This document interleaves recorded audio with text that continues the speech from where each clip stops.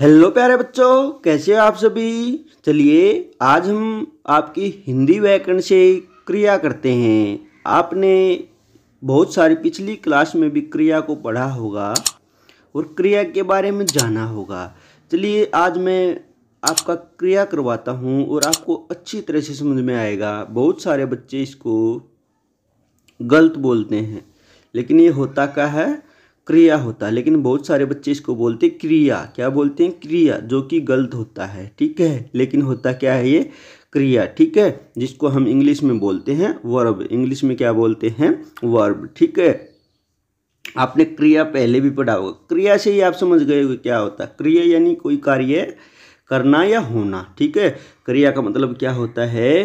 कोई कार्य करना या फिर होना। आप कहोगे सर करना या होना क्या होता है। अब करना देखो क्या होता है। जैसे हम पढ़ रहे हैं तो हम कार्य क्या कर रहे हैं? हम पढ़ रहे हैं।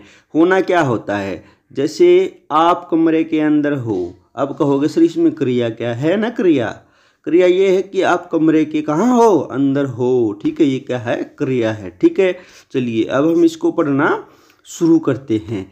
हम इसको शुरू करने से पहले आपको एक बात बताना चाहते हैं। अगर आपको ये कंटेंट अच्छी तरह से समझना है तो वीडियो को अंत तक देखिए और पूरी देखिए। अगर आपको कहीं कुछ समझ में नहीं आए तो वीडियो को बार बार पीछे आकर के आप देख सकते हैं। यदि आपने अब तक चैनल को सब्सक्राइब नहीं किया है तो चैनल को भी सब्सक्राइब कर लीजिए, और आपको वीडियो अच्छी लगे तो साथ के साथ लाइक वाला बटन भी दबा दीजिए। चलिए हम स्टार्ट करते हैं। देखिए सबसे पहले हमें क्या है, पिक्चर दिखाई गई हैं। क्या दिखाई गई हैं? 3 पिक्चर दिखाई गई हैं। देखो मैं बुक से आपको इसलिए पढ़ाता हूँ क्योंकि ये आपकी बुक है और इससे आपको अच्छी तरह से समझ में आएगा, और आप अपनी बुक की भी हेल्प ले सकते हो। सबसे पहले देखिए क्या है, छात्र आए। सबसे पहले क्या है? छात्र आए। उसके बाद क्या है? छात्र पढ़े। उसके बाद क्या है? और फिर चले गए। यानी पहले देखो, पहले क्रिया क्या हुई? छात्र आए, छात्र पढ़े और छात्र चले गए, ठीक है। उसके बाद देखो बच्चों, यहाँ पर मोटे छपे शब्द करने और करने का ज्ञान करा रहे हैं। यही बात मैंने आपको पहले ही बताई थी। अतः ये क्रिया शब्द हैं। क्रिया शब्द न हो तो वाक्य पूरा नहीं होता। यानी क्रिया के बगैर क्या होता? वाक्य अधूरा रहता है। किसी वाक्य में एक क्रिया शब्द का प्रयोग होता है, किसी में दो का होता, किसी में 2 का तो किसी में 3 का। यानी वाक्य में क्रिया 1 से अधिक भी हो सकती हैं। देखो अब आ गई क्रिया की परिभाषा। देखो आपसे पूछा जाए क्रिया किसे कहते हैं तो आप क्रिया की ये परिभाषा लिख सकते हैं। जिस शब्द के द्वारा किसी कार्य के करने या होने का बोध होता है उसे क्रिया कहते हैं। या आप ऐसे भी लिख सकते हो, शब्द के जिस रूप से उसके करने या होने का बोध होता है उसे क्रिया कहते हैं, ठीक है। लेकिन यहाँ पर क्या दिया हुआ है? जिस शब्द के द्वारा किसी कार्य के करने या होने का बोध होता है उसे क्रिया कहते हैं, ठीक है। चलिए आगे, क्रिया हो गया हमारा। अब क्रिया के बाद आ गया देखो धातु। जब भी आप क्रिया पढ़ोगे तो उसके साथ के साथ आपको धातु भी पढ़ना पड़ेगा, और आपको पढ़ाया भी जाता है, ठीक है। देखो अब यहाँ पर देखो, क्रिया के मूल रूप को धातु कहते हैं, ठीक है। आपसे क्रिया की परिभाषा पूछी जाए, धातु की परिभाषा पूछी जाए तो क्या होगी? क्रिया के मूल रूप को धातु कहते हैं। जैसे देखो नाच, आपने अधूरे शब्द दिखाई दे रहे होंगे। बह, चल, लिख इत्यादि धातुएं हैं, ठीक है। इनके पीछे क्या करते हैं? हम कुछ अलग अक्षर जोड़ करके हम क्या करते हैं? इनको पूरा करते हैं। यानी क्रिया होती है वो पूरी हो जाती है। लेकिन क्रिया के जो मूल रूप होता है उसको हम क्या कहते हैं? धातु कहते हैं।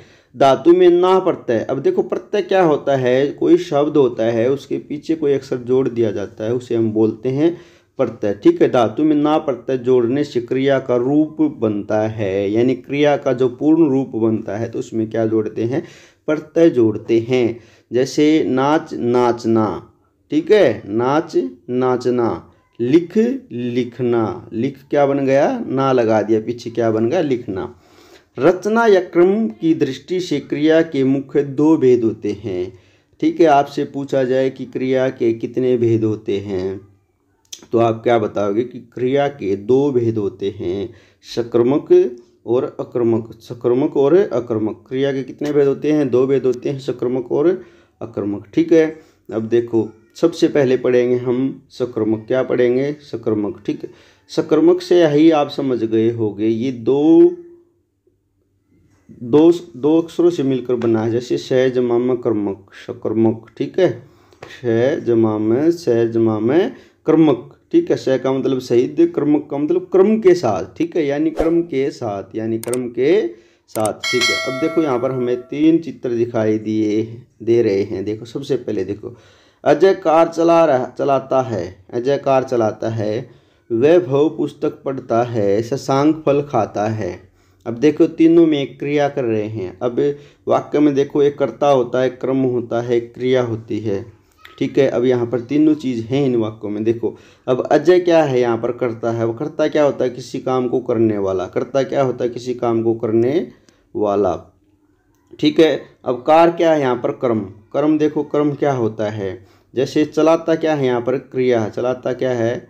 क्रिया। अब देखो जो काम हम कर रहे हैं ना, उसको बोलते हैं हम क्रम। कहते हैं ना भाई तू क्या क्रम कर रहा है, यानी हम कुछ काम कर रहे हैं तो वो बोलता है आप क्या क्रम कर रहे हो।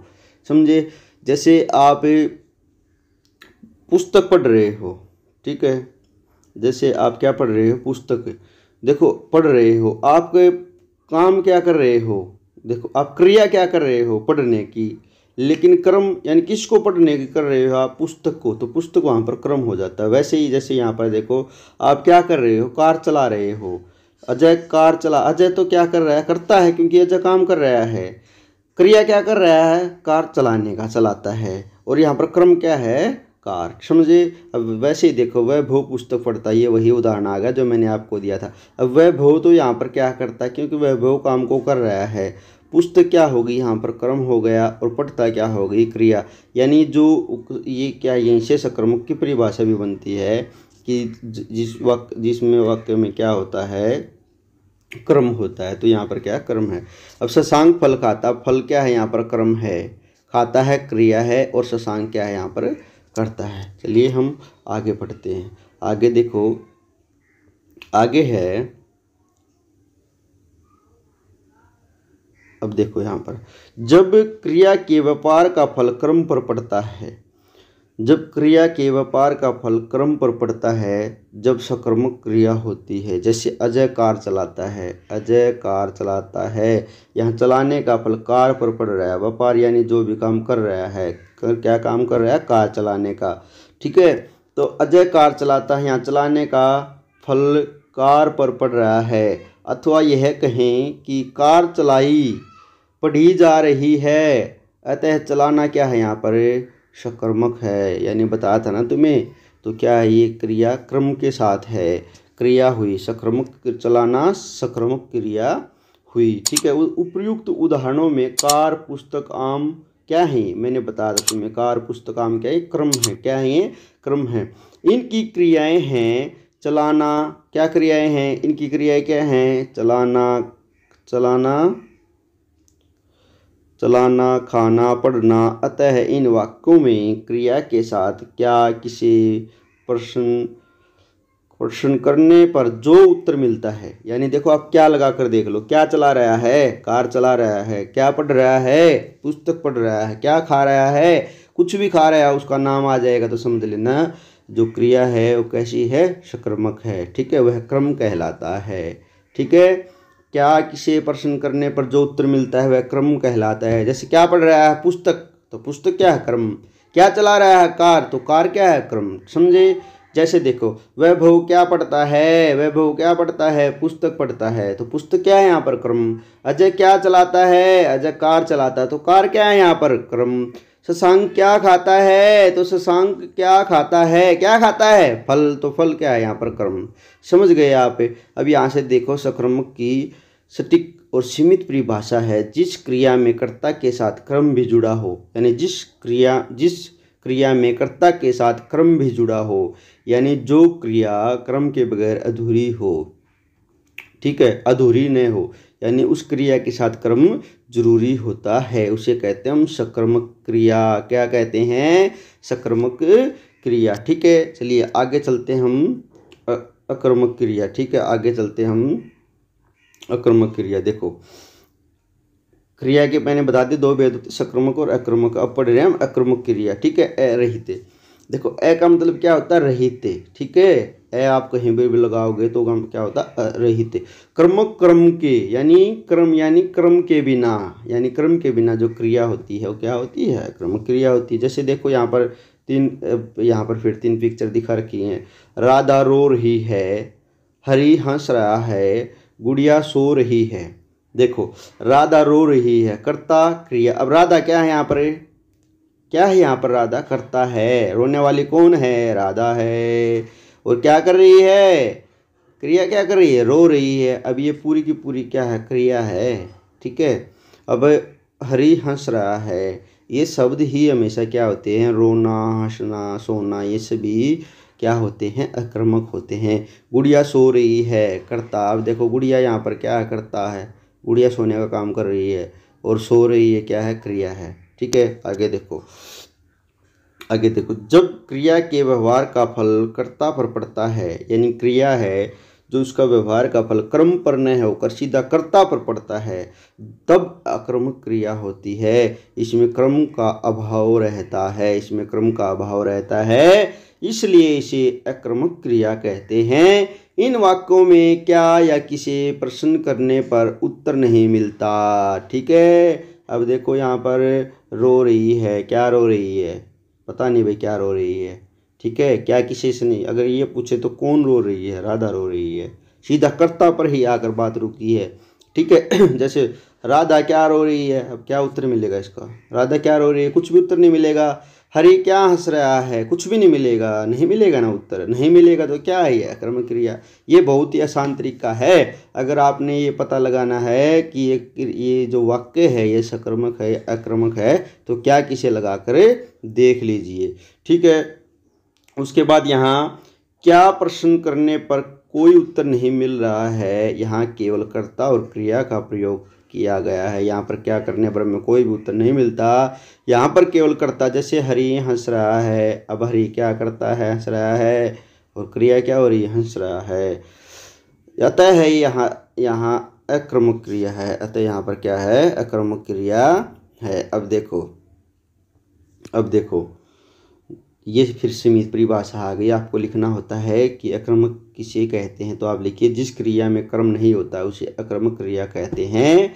जिस क्रिया में कर्म नहीं होता है उसे अकर्मक क्रिया कहते हैं। अब देखो अब तक हमने क्या पढ़ा? अब तक हमने पढ़ा भी क्रिया किसे कहते हैं? जिन शब्दों के द्वारा काम के करने या होने का बोध हो वे शब्द क्रिया कहलाते हैं। फिर आता है क्रिया के मुख्य रूप से कितने भेद होते हैं? क्रिया के दो भेद होते हैं, सकर्मक और अकर्मक।